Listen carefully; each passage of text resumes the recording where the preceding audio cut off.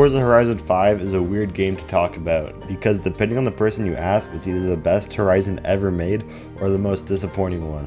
And honestly, they might both be right. For years, Horizon 5 was everywhere, on our screens, in our playlists, and in our free time. But now, as it quietly slips into the background, it's worth asking, was Forza Horizon 5 actually great, or did it just look like it was? Today, we're taking one final look back, the good, the bad, and the parts that we usually ignore. When Forza Horizon 5 first launched, the hype was unreal. We had a bigger map, more cars, insane graphics, and Mexico. The map was big, but it was empty at the same time. Mexico is beautiful, there's no debating that, but Forza Horizon 5's map often felt like it was designed for screenshots and not gameplay. Huge stretches of land where nothing really happens, cities that look alive but they don't feel alive, roads that were wide and smooth but rarely memorable. Compared to Horizon 3 and Horizon 4, Mexico sometimes felt more like a backdrop than a character. It wasn't bad, it was just bland. Another uncomfortable truth, progression in Horizon 5 barely mattered. Everything was unlocked almost instantly. Supercars handed to you like a participation trophy, accolades replacing the actual progression. Instead of earning your way up, Horizon 5 just said, "Here, have everything." And while that sounded like it was good on paper, it quietly killed the motivation. When nothing is rare, nothing feels special, and there's no point to grind for anything. Sometimes it feels like there's too many cars and not enough personality. Yes, Forza Horizon 5 has an insane car list, but ask yourself honestly, how many did you actually care about? Cars were added constantly, but most felt disposable. Drive it once, win a race, never touch it again. Earlier Horizon games made you bond with cars. Horizon 5 makes you collect them. It became quantity over connection. I've gotten given so many of the same random car and wheel spins that I literally just don't care about the cars anymore unless they're super rare. And 90% of my rare cars have either been given to me or just I've sniped on the auction house. And yes, I do think what they're doing with the festival playlist is pretty good for the most part, even though it does take a long time to grind, but that what makes the car actually worth something. But then going back on that, what's the point of actually grinding something out when I can just snipe it on the auction house? And don't get me wrong, some of these cars are absolutely sick, but I shouldn't be able to get a Sesto Elemento in my first day of playing the game.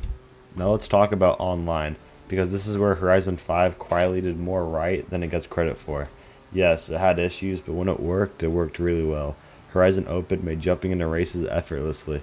No long waits, no complicated setups, just pick a class and go. Convoys let you explore the map together without pressure. No scores, no timers, just driving, and that freedom is something most racing games still don't have.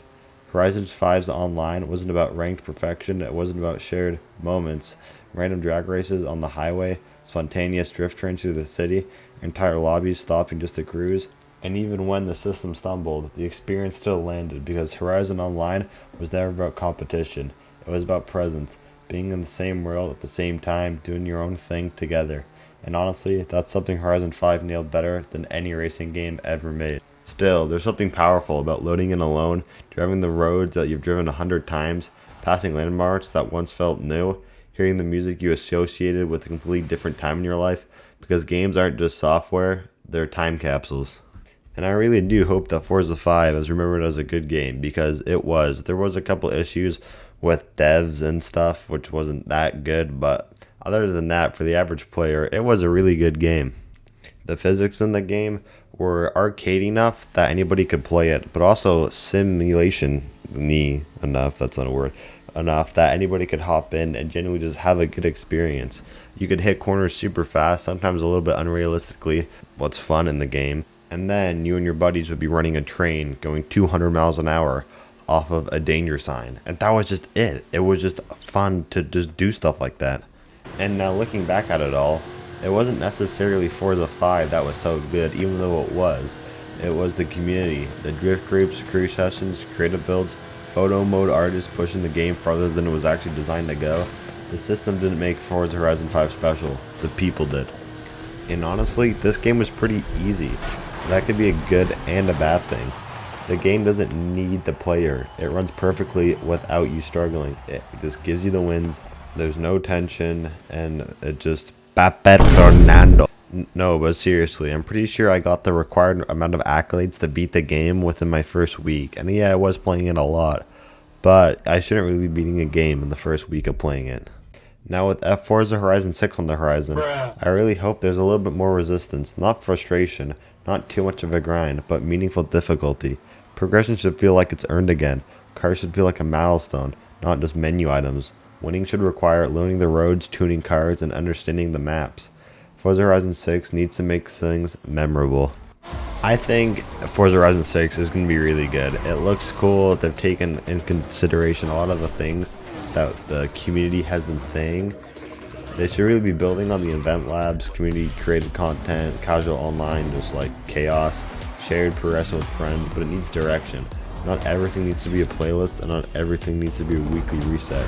And no Papa Fernando. Graphically, I'm pretty sure Forza Horizon 6 is going to be even crazier than Forza Horizon 5 was. That's a given. But visuals aren't everything, and what is Horizon is missing? Its tone. Horizon 1, it felt rebellious. Horizon 3, that was just wild. That game was probably the best one in the whole series. Horizon 4 just felt cozy, but 5 just felt neutral. FH6 needs a clear identity, musically, culturally, and emotionally. Not louder, not bigger, just distinct. Because Horizon isn't a game remembered for how it looks. It's remembered for how it feels at 2 a.m. on an empty road. My biggest question for FH6, is it going to be a sandbox or is it going to be a journey? FH5 chose sandbox. FH6 has the chance to bring the journey back, not by going anywhere backwards, but by remembering why people fell in love with Horizon in the first place. Freedom with purpose, speed with struggle, and fun with meaning. Final thoughts, Forza Horizon 5 will age well. Not because it was perfect, because it showed the limits of perfection. And if Playground Games really listens, Forza Horizon 6 could be something special. Not just another Horizon game, but the one that reminds us why the series mattered to us all. Forza Horizon 5 didn't end with a moment. There was no final race, no credit roll that told us it was over. It just faded. One day you logged in and the map felt quieter, the playlist felt familiar, and the excitement was gone, just distant. And that's not failure. That's what happens when a game becomes part of your routine. Forza Horizon 5 gave us freedom, endless cars, endless roads, but it showed us that freedom alone isn't enough to last forever. And maybe that's okay, because Forza Horizon 5 has always been about the feeling, the late night drives, the perfect corner, that one song that hits the exact same time every time. If Forza 6 can bring meaning back to that feeling, not just content, not just scale, but the road ahead is still worth driving. So this isn't saying goodbye to Horizon, it's just a pause, a look in the mirror, a reminder that the best journeys aren't always about how far you go, but why you started driving in the first place.